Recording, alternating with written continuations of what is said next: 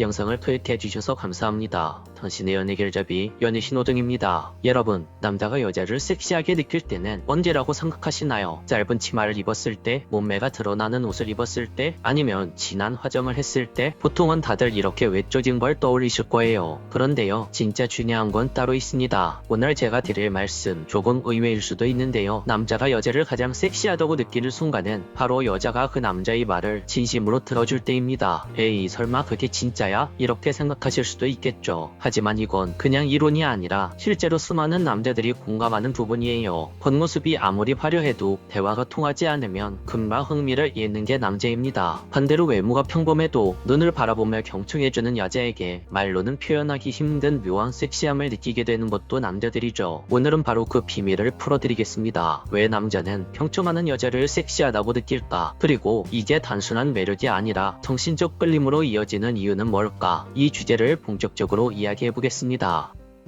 여러분, 남자는 단순히 예쁘다고 해서 오랫동안 매력을 느끼지는 않습니다. 물론 처음에는 외모에 시선이 가겠죠. 근데 외모만으로 붙잡아둘 수 있는 시간은 굉장히 짧아요. 대화를 나누다 보면 금세 그 여자의 본질이 드러나기 때문이죠. 자신의 말을 집중해서 들어주고 고개를 끄덕여주고 중간중간 질문을 해주는 여자. 남자는 이런 순간에 와, 이 여자 진짜 매력있다 라는 강렬한 감정을 느낍니다. 그리고 이건 단순히 귀엽다, 착하다 정도의 수준이 아니라 정말 말로 설명하기 힘든 섹시한 여자로 다가오게 되죠. 여기서 중요한 건 외모에서 오는 즉각적인 자극을 넘어서 정신적인 유대감에서 오는 매력이라는 거예요. 이렇게 남자는 본능적으로 잘 들어주는 여자에게 섹시함을 느끼게 됩니다. 그럼 왜 남자가 이렇게 여자의 경청에 약할까요? 그건 남자의 타고난 차이에서 비롯됩니다. 남자는 본능적으로 사냥과 경쟁을 중심으로 진화해왔습니다. 멀리 있는 위험을 캐치하거나 큰 움직임을 빨리 감지하는 데 강하죠. 반면 여자들은 아이를 돌보고 다른 사람들과 협력해야 했기 때문에 더 섬세하게 대화하고 감정을 읽어내는 능력이 발달했습니다. 실제로 뇌 과학 연구를 보면 여성은 남성보다 언어와 감정을 처리하는 영역이 훨씬 더 활발하게 연결돼 있다고 해요. 그래서 여자들은 말하기, 듣기, 공감해서 남자들보다 훨씬 더 자연스러운 능력을 보여줍니다. 바로 이 차이 때문에 남자들은 자신이 가지지 못한 경청이라는 부분을 그 여자가 보여줬을 때 본능적으로 섹시함을 느끼게 됩니다.